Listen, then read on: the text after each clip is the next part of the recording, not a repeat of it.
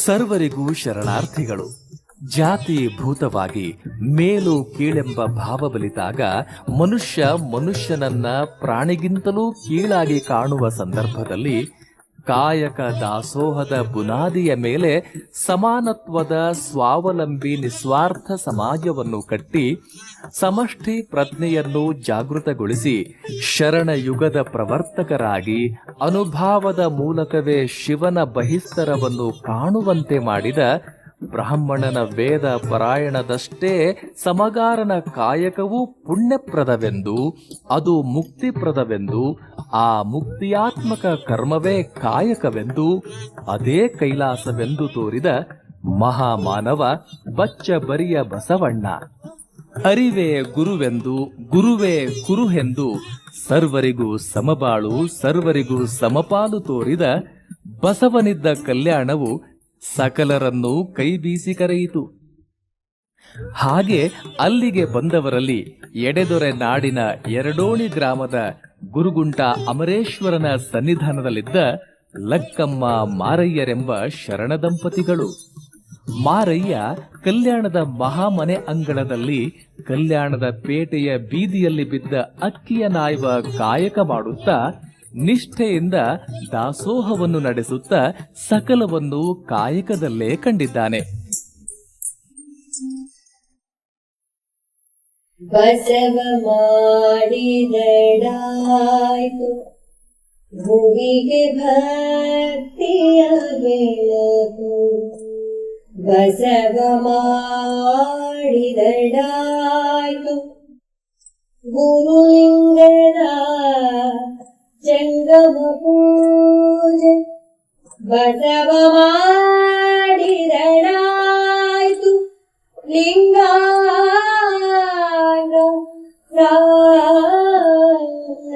ಸರ ಸುರೆಯು.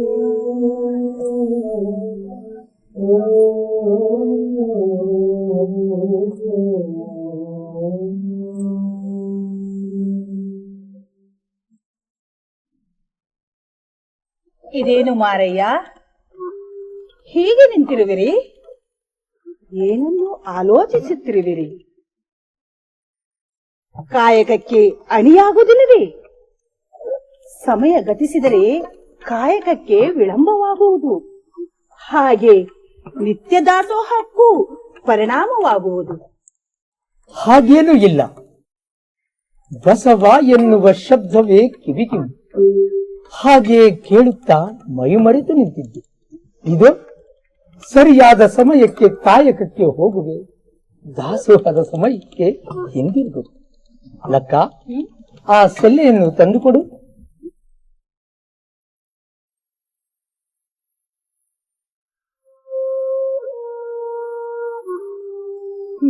ತಗೊಳ್ಳು. ನೋಡಿದ್ರ ಮಾರಯ್ಯ, ಹೊಸದಾಗಿ ಬಂದ ನಮ್ಮನ್ನು ಸ್ವಲ್ಪೇ ದಿನಗಳಲ್ಲಿ ತಮ್ಮಂತೆ ಮಾಡಿಕೊಂಡ ಶರಣ ಸಮೂಹವನ್ನು ಈ ಕಲ್ಯಾಣ ಕೈಲಾಸಕ್ಕಿಂತಲೂ ಮೇಲು. ನಿಜ ರಕ್ಕಮ್ಮ, ಅದಕ್ಕಾಗಿ ಅಲ್ಲವೇ ಆ ದೂರದ ಅಮರೇಶ್ವರ ಕ್ಷೇತ್ರದ ಎರಡೋಣಿಯಿಂದ ಈ ಕಲ್ಯಾಣಕ್ಕೆ ಬಂತು. ಹಾಗೆ ದೇಶ ವಿದೇಶಗಳಲ್ಲೂ ವ್ಯಾಪಿಸಿದೆ ಬಸವಣ್ಣನ ಭಕ್ತಿಯ ಸುಗಂಧದ ಪರಿಮಳ. ಮಾನವ ಜೀವನದ ಸಾಫಲ್ಯಕ್ಕೆ ಕಲ್ಯಾಣವೇ ಕೇಂದ್ರವಾಯಿತು. ದೇಶದ ಮೂಲೆ ಮೂಲೆಗಳಿಂದ ಜನರಿಲ್ಲಿಗೆ ಧಾವಿಸಿ ಬಂದು ಶಾಶ್ವತ ನೆಲೆ ಕಂಡರು. ಶರಣರಾದರೂ ಸಾರ್ಥಕ ಬಾಳು ಹೊಂದಿದರು. ಹೌದು ಲಕ್ಕಮ್ಮ, ಗುರುಬಸವ ತಂದೆಯವರ ವ್ಯಕ್ತಿತ್ವಕ್ಕೆ ಮಾರು ಹೋದವರು ಅಸಂಖ್ಯರು. ಕಾಶ್ಮೀರ ದೇಶದ ರಾಜ ಮಹಾದೇವ ಭೂಪಾಲರು ತಮ್ಮ ರಾಜ್ಯವನ್ನೇ ತ್ಯಜಿಸಿ ಇಲ್ಲಿಗೆ ಬಂದು ಶರಣ ಮೂಡಿಗೆ ಮಾರಯ್ಯರೆಂಬ ಅನುದಾನಕ್ಕೆ ಪಾತ್ರರಾದರು. ಬಸವ ಭಾವ ಗರ್ಭದಲ್ಲಿ ಜನಿಸಿದ ಕಾಯಕ ಬೀಸಿ ಬಿಟ್ಟು ಬೆಳೆದಿದ್ದು ಶರಣರ ಕೈಯಲ್ಲಿ. ಹೌದು, ಎಲ್ಲಾ ಶಿವತತ್ವಗಳನ್ನೊಳಗೊಂಡು ವಿಶ್ವರೂಪ ತಳೆದಿದ್ದು ಅನುಭವ ಮಂಟಪದಲ್ಲೇ. ಸರ್ವ ಶರಣರ ಉಚ್ಛ್ವಾಸ ಕಾಯಕವಾಗಿ, ನಿಶ್ವಾಸ ದಾಸೋಹವಾಗಿ ಧರೆ ಧನ್ಯತೆಯನ್ನು ಪಡೆದು ಮುಕ್ತಿಯಾತ್ಮಕ ಕರ್ಮವು ಕಾಯಕವಾಗಿ ಕೈಲಾಸವನ್ನೇ ಹೊರಗಳಿಸಿದೆ. ಕಾಯಕದ ಕಾಲ ಗತಿಸಿತು, ತಾವಿನ್ನು ನಡೀಲಿ ಮಾರಯ್ಯ. ಕಾಲಹರಣಗೈಯಲು ಅವಕಾಶವೆಲ್ಲಿದೆ ಲೆಕ್ಕಮ್ಮ? ಇದೋ ಹೋಗಿ ಬರ. ಸರ್ವಕ್ಕೂ ಮೂಲ ಬಸವನೆಂಬ ನಾಮ.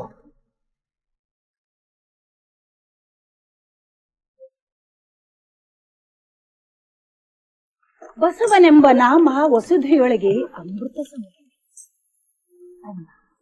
ನಿನ್ನನ್ನು ಕಂಡ ಕಂಗಳೇ ಪಾವನ ತಂದೆ, ಪಾವನ. ಬಸವಣ್ಣನೇ ತಾಯಿ, ಬಸವಣ್ಣನೇ ತಂದೆ,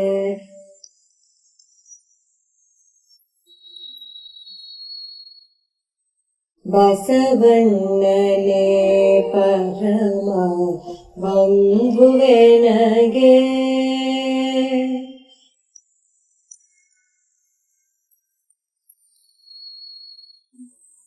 ವಸುಧೀಶ ಕಪಿಲ ಸಿದ್ಧ ಮಲ್ಲಿಕಾರ್ಜುನ, ನಿಮ್ಮ ಹೆಸರಿಟ್ಟ ಗುರು ಬಸವಣ್ಣನೇ.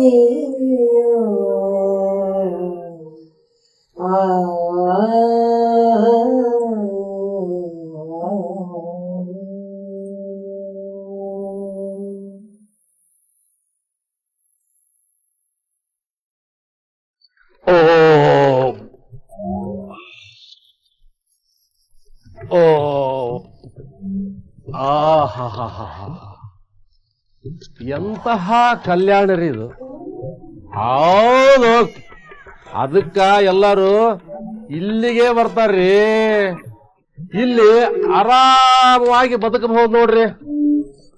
ಅದಾ ಬೇಕು ಇದಾ ಬೇಕು ಅನ್ನ ಪೀಡಿಸು ಹೆಂಡತಿ, ಹಾಂಗ ಹರಿದು ತಿನ್ನೋ ಮಕ್ಕಳು,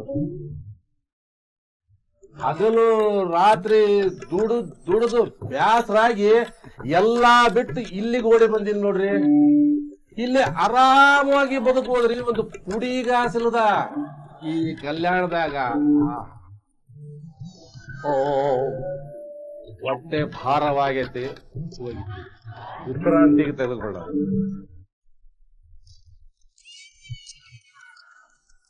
ಕಾಯಕದೋಳ್ ನಿರತನಾಗುವ ಮೊದಲು ಅನುಭವ ಮಂಟಪಕ್ಕೆ ಹೋಗಿ ಆ ಎಲ್ಲಾ ಶರಣ ಗಣಕ್ಕೆ ಶರಣಾರ್ಥಿಗಳನ್ನು ಅರ್ಪಿಸಿ ಬರುತ್ತದೆ.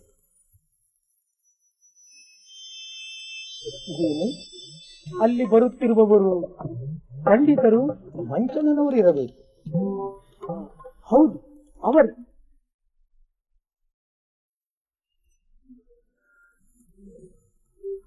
ಶರಣಾರ್ಥಿ ಮಂಚನನವರಿಗೂ ಪಂಡಿತರಿಗೂ ಶರಣಾರ್ಥಿಗಳು. ಆಗಲಿ. ತಾವು ದೂರದ ಅಮರೇಶ್ವರ ಕ್ಷೇತ್ರದ ಹತ್ತಿರವಿರುವ ಎರಡೋಣಿ ಗ್ರಾಮದಿಂದ ಬಂದವರು. ಈ ಕಲ್ಯಾಣದ ಮಹಾಮನೆಯ ಅಂಗಳದಲ್ಲಿ ಚೆಲ್ಲಿದ ತಪ್ಪಲಕ್ಕಿಯನ್ನು ಆಯ್ದು ತರುವ ಕಾಯಕವನ್ನು ಕೈಗೊಂಡಿದ್ದೇವೆ. ನನ್ನನ್ನು ಆಯ್ದಕ್ಕಿ ಮಾರಯ್ಯ ಎಂದು ಕರೆಯುತ್ತಾರೆ. ಶರಣಾರ್ಥಿ, ನಾನಿನ್ನು ಬರುತ್ತೇನೆ. ಅಗತ್ಯವಾಗಿ ಹೊರಡಿ.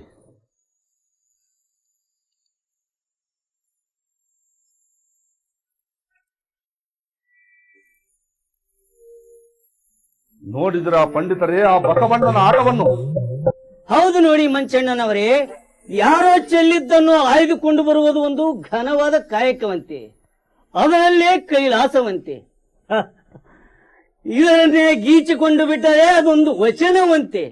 ಅರ್ಥವಿಲ್ಲದ ವ್ಯರ್ಥ ಕಾಲ ಕ್ಷೇಪಗೈಯುವ ಆ ಪುಣ್ಯರ ಗೋಷ್ಠಿಯೊಂದು ಅನುಭವ ಮಂಟಪವಂತೆ.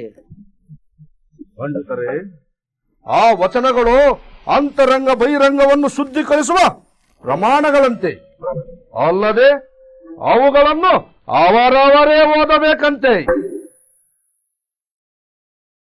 ಅರ್ಥವಿಲ್ಲದ ಆ ಹುಡುಗ ಚನ್ನಬಸವಣ್ಣನಿಂದ ಅವೆಲ್ಲ ಒಪ್ಪಿಗೆ ಪಡೆಯಬೇಕಂತೆ. ಮೇಲಿನ ಊರು ಕೆಳಗಿನ ಕೇರಿಯೆಲ್ಲ ಒಂದು ಮಾಡಿದ್ದು ಅಪರಾಧ ಅಲ್ಲವಂತೆ.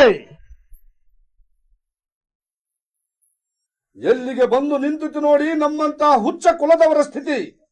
ಮುಂದೇನಾಗುವುದೋ ಕಲ್ಯಾಣದ ಪರಿಸ್ಥಿತಿ.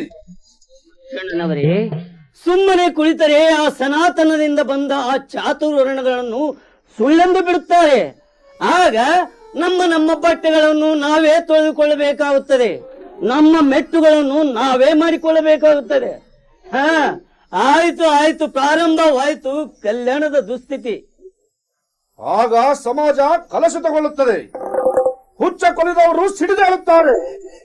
ಇದನ್ನು ಸಹಿಸದ ಪ್ರಕೃತಿ ವಿಪೋಕಗೊಳ್ಳುತ್ತದೆ. ಆಗಲಿ ನಮ್ಮ ದೊರೆ ಬಿಜ್ಜಳನ ಸ್ನೇಹವನ್ನು ಆ ಬಸವಣ್ಣ ಈ ರೀತಿ ದುರುಪಯೋಗಪಡಿಸಿಕೊಳ್ಳುವನೆಂದು ನಾವು ತಿಳಿದಿರಲಿಲ್ಲ. ನೋಡುತ್ತೀರಿ, ಮುಂದೊಂದು ದಿನ ಈ ದುಡಿಕೆ ಕೆಡಕಿಗೆ ಕಾರಣವಾಗುತ್ತದೆ. ಮಂಚಣ್ಣನವರೇ, ಇವರನ್ನು ಹೀಗೆ ಬೆಲೆಗೊಟ್ಟರೆ ಸಮಾನ ಮನಸ್ಕರ ಒಂದು ವ್ಯವಸ್ಥಿತ ಸೈನ್ಯವೇ ಸಜ್ಜಾಗುತ್ತದೆ. ಇದನ್ನು ದೊರೆಗಳ ಕಿವಿಗೆ ಮುಟ್ಟಿಸಿ ಇದಕ್ಕೊಂದು ಗತಿ ಕಾಣಿಸಬೇಕು. ನಡೆಯಿರಿ, ಸಮಯ ಸಾಧಿಸಿ ಕೆಲಸ ಸಾಗಿಸೋಣ. ನಡೀರಿ, ತಳ ಬಿಡ ಸೋಸೆ ಬಿಡೋಣ. ಆಯ್ತು, ನಡೀರಿ.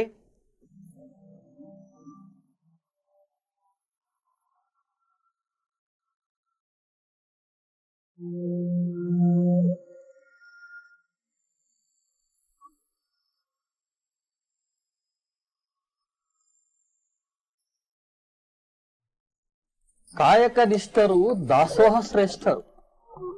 ಲಕ್ಕಮ್ಮ ಮಾರಯ್ಯ ಶರಣ ದಂಪತಿಗಳು ಅಪರೂಪದ ಶರಣರು. ಹೌದು, ನಮ್ಮ ಮಾರಯ್ಯನವರದು ಕಠಿಣ ನೇಮ. ಅವರು ಆ ಕಾಯಕದಲ್ಲೇ ಕೈಲಾಸವನ್ನು ಕಂಡವರು. ಹೌದು ಬಸವಣ್ಣ, ಮಾರಯ್ಯನವರು ಹೀಗೆ ಯಾವಾಗಲೂ ಕಾಯಕ ದಾಸೋಹದಲ್ಲೇ ದಿನಗಳೆದರೆ ಆತ್ಮಚಿಂತನೆಗೆ ಅವಕಾಶವೇ ಇಲ್ಲದಂತಾಗುವುದಿಲ್ಲವೇ? ಹೌದು ತಂದೆ, ತಾವು ಹಾಗೆ ಭಾವಿಸುತ್ತಿರುವುದು ಸಹಜ. ಆದರೆ ಕಾಯಕಕ್ಕಿಂತ ಮಿಗಿಲಾದುದು ಯಾವುದೂ ಇಲ್ಲವೆಂದು ತೋರಿದುದು ಕಲ್ಯಾಣದ ಈ ಪವಿತ್ರ ನೆಲ. ಇದಕ್ಕೇನು ಹೇಳಿರಿ ಚೆನ್ನಬಸವಣ್ಣ? ತಂದೆ, ಅಣ್ಣನವರು ಹಾಗೆ ಹೇಳಿದುದು ಔಚಿತ್ಯವೆನಿಸಿದರು. ಹಾಗೆ ಅದನ್ನು ಒಳಹೊಕ್ಕು ಹೇಳುವುದಾದರೆ ಕಾಯಕಕ್ಕೆ ಅದ್ಭುತ ಸ್ಥಾನ ಕಲ್ಪಿಸಿದುದು ಬಸವಣ್ಣನವರ ಭಕ್ತಿಯ ಬಲ.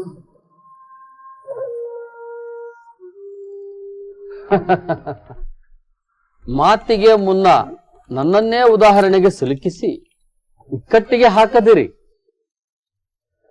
ಎಲ್ಲಿಯಾದರೂ ಉಂಟೆ? ಇದ್ದ ಸಂಗತಿಯನ್ನು ಅರಿಯುವುದೆವು. ಹಾಗೇನಾದರೂ ಇಕ್ಕಟ್ಟಿಗೆ ಸಿಲುಕಿ ಬಿಕ್ಕಟ್ಟು ಬಂದರೆ ಅಲ್ಲನ್ನು ತಂದಿರಲಿದ್ದಾರೆ. ಯಾವುದೇ ಬಿಕ್ಕಟ್ಟು ಅಂತಿಮವಾಗಿ ಬಗೆಹರಿಯುವುದು ಚೆನ್ನಬಸವಣ್ಣನವರಿಂದಲೇ ಅಲ್ಲವೇ? ಎಲ್ಲವೂ ತಂದೆಗಳ ಕೃಪೆ. ಇಂದಿನ ಅನುಭವ ಗೋಷ್ಠಿ ಪ್ರಾರಂಭಿಸೋಣವೇ ಅಕ್ಕನವರೇ?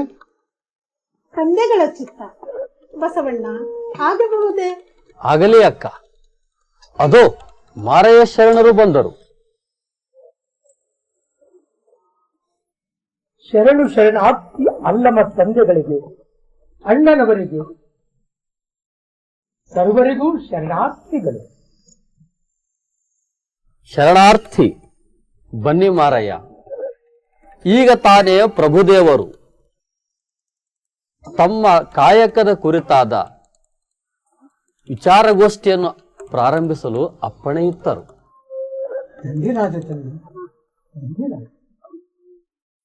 ವಿಶೇಷವೇನೆಂದು ಅರಿಯಲು ಕಾತುರನಾಗಿದ್ದೇನೆ. ತಿಳಿಸುವ ಕೃಪೆಯಾಗಬೇಕು. ಮಾರಯ್ಯ, ಕಾಯಿಕ ಕುರಿತಾದ ವಚನವನ್ನು ಮತ್ತೊಮ್ಮೆ ಕೇಳಬೇಕೆನಿಸಿದೆ. ಹಾಗೆ ಅದರ ಬಗ್ಗೆ ವಿವರವಾಗಿ ಚರ್ಚಿಸಬೇಕಾಗಿದೆ ಮಾರಯ್ಯ. ಹಾಗಲಿ ತಂದೆ, ಇದು ಕಾಯಕದ ಕುರಿತಾದ ವಚನವನ್ನು ವಾಚಿಸು. ಕಾಯಕದ ಕುರಿತಾದ ವಚನವನ್ನು ವಾಚಿಸು.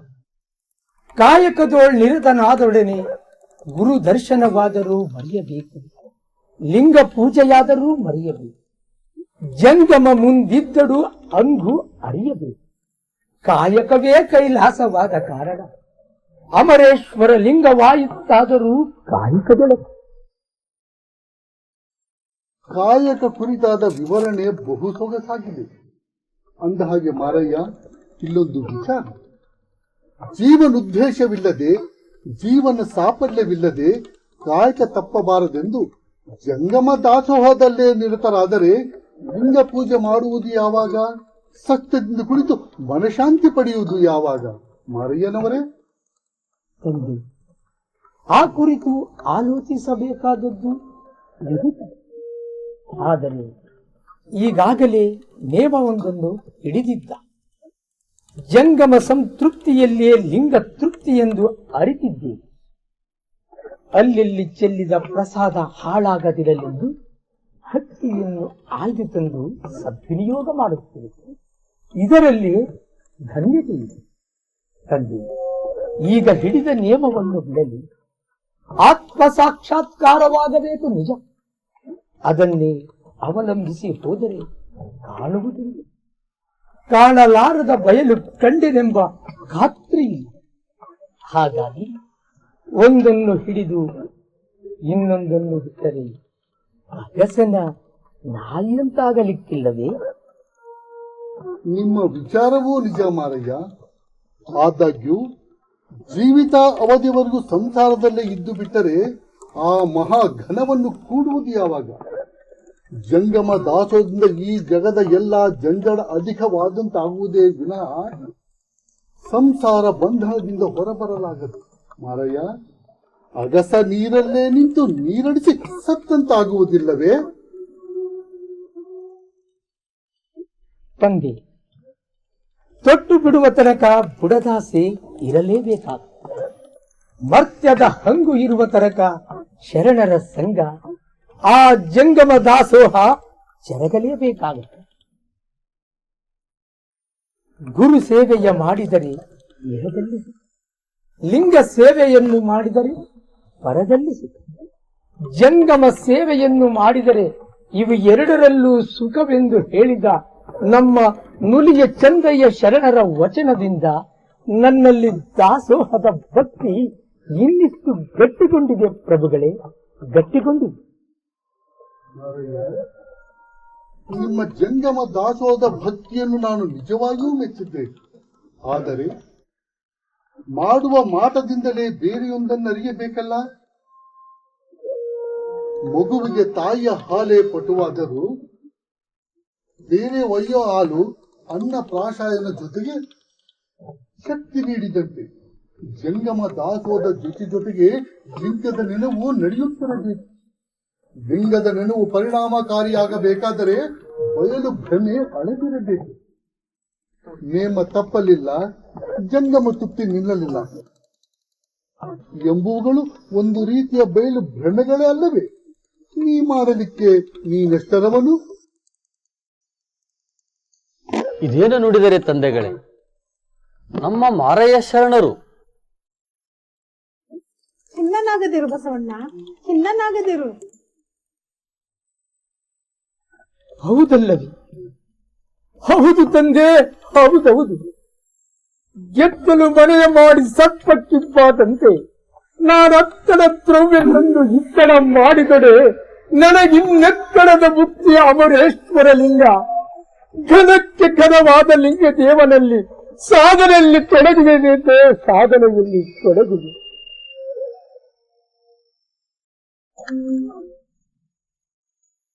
ಸರ್ವ ಶರಣರಿಗೂ ಶರಣು ಶರಣಾರ್ಥಿಗಳು. ಇದೇನು ಮಾರಯ್ಯ, ಹೀಗಿರುವಿರಿ? ಕಾಯಕ ನಿಂದಿತ್ತು ಹೋಗಯ್ಯ ಎನ್ನಾಳದಲ್ಲಿ. ಭಾವ ಶುದ್ಧದಿ ತಿಪ್ಪೆಯ ತಪ್ಪಲಕ್ಕಿಯ ತಂದು ನಿಶ್ಚಯಿಸಿ ಮಾಡಬೇಕು ಪ್ರಿಯ ಅಮರೇಶ್ವರ ಲಿಂಗಕ್ಕೆ. ಬೇಗ ಹೋಗು ಮಾರಯ್ಯ. ಅಲ್ಲ ಮತ್ತೊಮ್ಮೆ ನಾನು ಕಾಯಕಕ್ಕೆ ಹೋಗಲು ಅನುಮತಿ ನೀಡುವಿರಾ?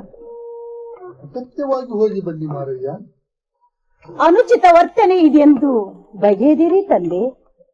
ಇಲ್ಲ ಮಗಳೇ ಲಕ್ಕಮ್ಮ, ನಿಮ್ಮ ಸಮಯ ಪ್ರಜ್ಞೆಯನ್ನು ನಾವು ಮೆಚ್ಚಲೇಬೇಕು. ಮಾರಯ್ಯ, ನೀವಿನ್ನು ಕಾಯಕಕ್ಕೆ ನಡೆಯಿರಿ. ಲಕ್ಕಮ್ಮನ ಕಾಯಕ ಪ್ರಜ್ಞೆ ಲೋಕಕ್ಕೆ ಮಾದರಿಯಾಗಲಿ, ಪ್ರಾಜ್ಞರು ನಿರಂತರ ಕೊಂಡಾಡುವಂತಾಗಲಿ.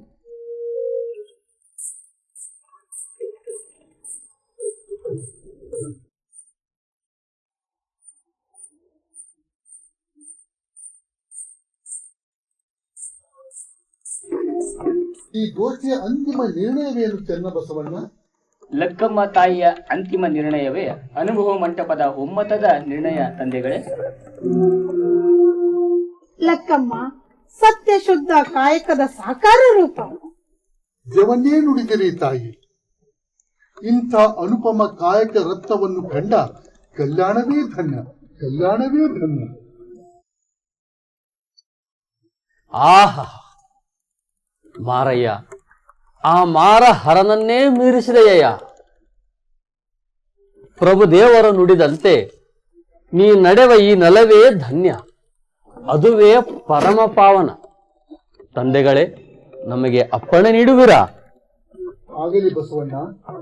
ಕಲ್ಯಾಣವೆಂಬ ನಾಟಕವನ್ನು ರಚಿಸಿದವನು ನೀನೇ. ಅದರ ನಿರ್ದೇಶನ ತಮ್ಮದಲ್ಲವೇ ತಂದೆ?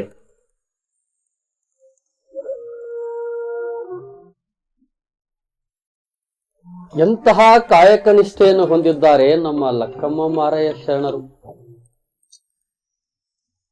ಪಾಪ, ದಾಸೋಹಕ್ಕಾಗಿ ಬಹಳ ಕಷ್ಟಪಡುತ್ತಿದ್ದಾರೆ. ನಿತ್ಯ ವ್ರತಕ್ಕೆ ಭಂಗ ಬರದಂತೆ ಕಾರ್ಯೋನ್ಮುಖರಾಗಿದ್ದಾರೆ. ಆದರೆ ಇಂದು ಅನುಭವ ಮಂಟಪದಲ್ಲಿ ಚರ್ಚೆಯಲ್ಲಿ ತೊಡಗಿದ್ದಕ್ಕಾಗಿ ಕಾಯಕಕ್ಕೆ ವಿಳಂಬವಾಯಿತು.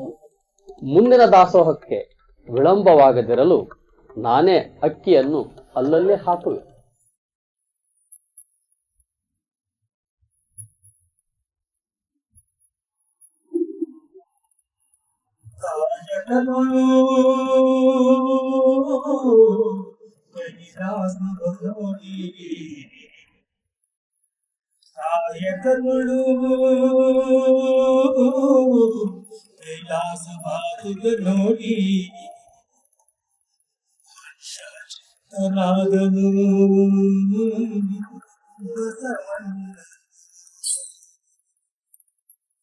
ದಾಸೋಹನೆ ಮಗೆ ಋತಿಯಾ ಗದಿರಲೆಂದು ಧಾನ್ಯ ಚೆಲ್ಲಲು ಬಂದ ಬಸವಯ್ಯನ ಕಾಯಕವ ಪರೀಕ್ಷಿಸುವುದು ಕಾಯಕಗಳು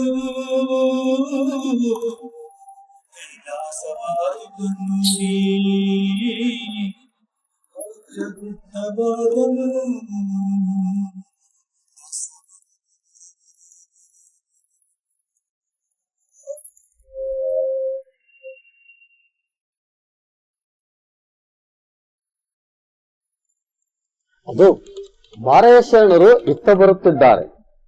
ನಾನಿನ್ನು ಮರೆಯಾಗು.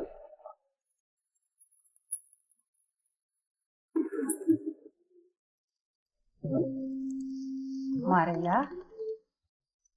ಯಾಕೆ ಈ ಮೌನ? ತಾವೇಕೆ ಖಿನ್ನರಾಗಿರುವಿರಿ? ಹೇಗೆ ಹೇಳಲಿಲ್ಲಕ್ಕಮ್ಮ, ಕಾಯಕದ ಕುರಿತಾದ ಬೈಲ ನಾನಾಯ್ದುಕೊಂಡ ಈ ಕಾಯಕ ನಿಜವಾದ ಕಾಯಕವೇ?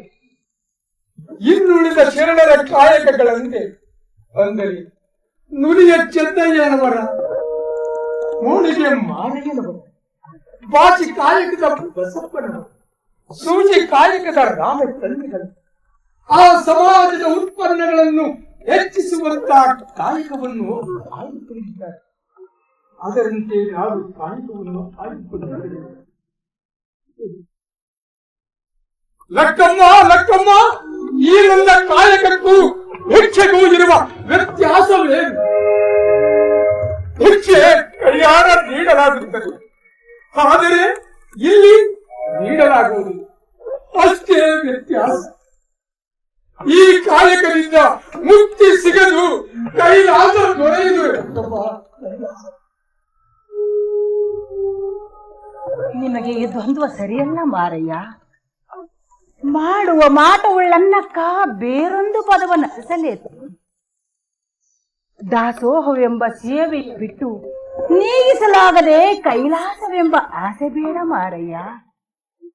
ಪ್ರಿಯ ಅಮರೇಶ್ವರ ಲಿಂಗವಿದ್ದ ಠಾಗೆ ಕೈಲಾಸ. ಹಾಗಾದರೆ ನಾ ಈ ಕೈಕೊಂಡ ಕಾಯಕ ಸತ್ಯ ಶುದ್ಧವಾದದ್ದೇ. ಬಾಳೆಗೊಂದು ಗುರಿ ನಮ್ಮ ಬದುಕಿನಲ್ಲಿರಬೇಕು. ನಾವು ಒಂದು ವೃತ್ತಿಯನ್ನು ಕೈಕೊಂಡಾಗ ಅದನ್ನು ಬಿಟ್ಟು ಬೇರೊಂದು ಪದವಿಯನ್ನು ಹುಡುಕುವುದೇಕೆ? ನಮ್ಮ ಪರಮಾಪರ ಕಾಯಕ ದಾಸೋಹ. ಅದನ್ನು ಬಿಟ್ಟು ಕಾರಣದ ಕೈಲಾಸಕ್ಕಾಗಿ ಆಸೆಪಟ್ಟು ಮತ್ತೊಂದು ಪದವಿಯನ್ನು ಅರಸುವುದು ಸರಿಯಲ್ಲ. ಈ ದ್ವಂದ್ವ ನಿಮಗಿನ್ನೆಂದೂ ಬರದಿರಲಿ. ತಾವು ಕಾಯಕ ಮುಗಿಸಿ ಬಂದಿರಿ.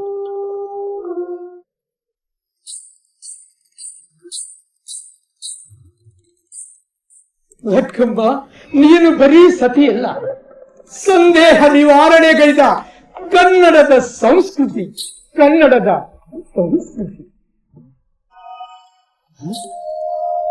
ಇದೇನು ಇಷ್ಟೊಂದು ಅಕ್ಕಿ ಚೆಲ್ಲಿದೆಯಲ್ಲ? ಇದನ್ನೆಲ್ಲ ಆಯ್ದುಕೊಳ್ಳಲಿ. ಹಾಗಾದರೆ ಸುಮ್ಮನೆ ತುಳಿತಕ್ಕೊಳಗಾಗಿ ವ್ಯರ್ಥವಾಗುವುದಲ್ಲ. ಎಲ್ಲ ಆ ಅಮರೇಶ್ವರನ ಕೃಪೆ. ಇಂದು ಪ್ರಭುದೇವರ ಜೊತೆಗೆ ಚರ್ಚೆಗೆ ತೊಡಗಿದಕ್ಕಾಗಿ ಕಾಯಕಕ್ಕೆ ವಿಳಂಬವಾಗುವುದು. ಲಕ್ಕಮ್ಮ ಬರದಿದ್ದರೆ ದಾಸೋಹಕ್ಕೂ ವಿಳಂಬವಾಗುವುದು. ಇರಲಿ, ಎಲ್ಲ ಆ ಅಮರೇಶ್ವರನ ಕೃಪೆ. ಬೇಗನೆ ಆಯ್ದುಕೊಂಡು ದಾಸೋಹಕ್ಕೆ ಅಡಿಯಾಗುವುದು.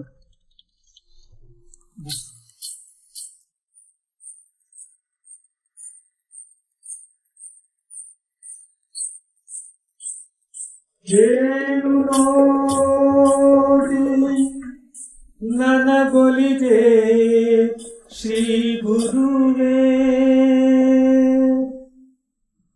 ಎಲ್ಲ ಕಾರ್ಯಕ್ಕೂ ಮೊದಲು ಕಾರಣ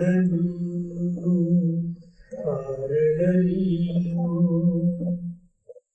ಎಲ್ಲವನು ಬಲ್ಲ ಮಹಾಮಹಿಮನು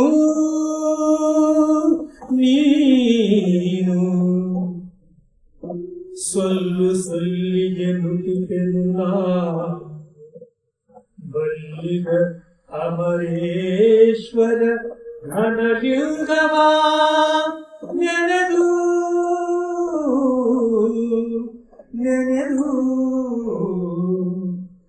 ಘನಲಿಂಗವ ನೆನೆದು.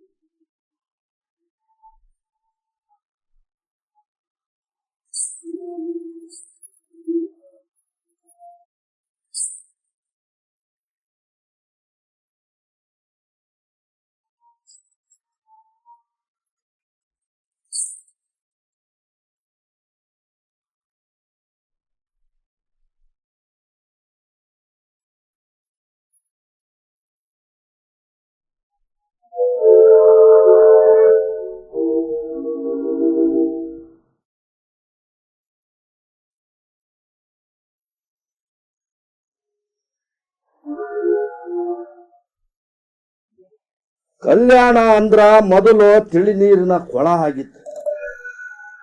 ಯಾರ್ಯಾರು ಎಲ್ಲಿಯವರು ಬಂದು ಶರಣರ ಸೋಗಿನಾಗಿ ಬಂದು ಠಿಕಾಣಿ ಹೂಡಿಬಿಟ್ರು. ಕೊಳ ಕಲಕಿ ರಾಡಿ ಹಾಕ್ ನೋಡ್ರಿ, ರಾಡಿ ಹಾಕ್. ಮಂಚಣ್ಣನವರೇ ಏನ್ರಿ ದಾರೆ ಒಬ್ಬ ಮಾತಾಡ್ತಾ ನಿಂತಿರಲ್ಲ? ಏನಾಗೈತ್ ನಿಮ್ಗ? ನಿನ್ನೇನ ಪಾಡಿದ್ರಿ? ಏನು ಆಗಿಲ್ಲ ಬರ್ರಿ ಪಂಡಿತರೇ. ಅದ ಆ ವಿಷಯ ಅದ ಅಂದ್ರ ಅರ್ಥ ಆಯ್ತು. ಹಗಲು ವೇಷಗಾರರು ಶರಣರು ಅಂತೂ ಈ ವಿಷಯ ಖಾಯಮಾಗಿ ನಿಮ್ ತಲೆ ತಿನ್ನಕೈತೈತೆ ಅಂದಂಗ ಆಯ್ತು. ಎಲಿ ತಿನ್ನೋದು ಅಷ್ಟ ಅಲ್ರಿ ಪಂಡಿತರ, ಅವ್ರನ್ನ ನೆನೆಸ್ಕೊಂಡ್ರ ನನ್ನ ಮನೆಯಾಗೆಲ್ಲ ಬೆಂಕಿ ಬಿದ್ದಲ್ಲ. ನಿಮಗ ಅಷ್ಟ ಅಲ್ರಿ, ನಮಗ ಆಗುತ್ತ. ಯಾರೇನ್ ಮಾಡೋದೈತೆ ಅಲ್ರಿ? ಇದಕ್ಕೆ ಹೊತ್ತು ನೋಡಿ ಸಮಯ ಸಾಧಿಸಿ ಹೊಡ್ತ ಹಾಕೋನಂತ ಅಲ್ರಿ. ನೀವ ನೋಡಿರಲ್ಲ, ಆ ಬಸವಣ್ಣ ಬರೋದಕ್ಕಿಂತ ಮುಂಚೆ ರಾಜ್ಯಸಭೆಯೊಳಗ ನಿಮಗೆ ಎಂತ ಘನತೆ, ಗೌರವ, ಕಿಮ್ಮತ್ತು ಈಗ ಎಲ್ಲೈತಿ ನಿಮ್ಗ? ಅವನು ಬಂದ ನಮಗ ಶನಿ ಗಂಟು ಬಿತ್ತು ನೋಡ್ರಿ. ಮೊದಲಿನ ಗೌರವ ಘನತೆ ನಮಗೆ ಸಿಗಬೇಕಾದ್ರ ಹೇಗಾದ್ರೂ ಉಪಾಯ ಮಾಡಿ ಆ ಬಸವಣ್ಣನನ್ನ ಕಲ್ಯಾಣದಿಂದ ಹೊರ ಹಾಕಲೇಬೇಕು. ಅವ್ರು ಇಷ್ಟ ಅಂತ ನಿಲಿಕ್ಕಿಲ್ರಿ. ಆದಷ್ಟು ಜಲ್ದಿ ನೋಡಿ ಸಮಯ ಸಾಧಿಸಿ ಹೊಡ್ತ ಹಾಕನ್ ನಡ್ರಿ. ಸಮಯ ಸಾಧಿಸಿ ಹೊರ ಹಾಕೋಣ.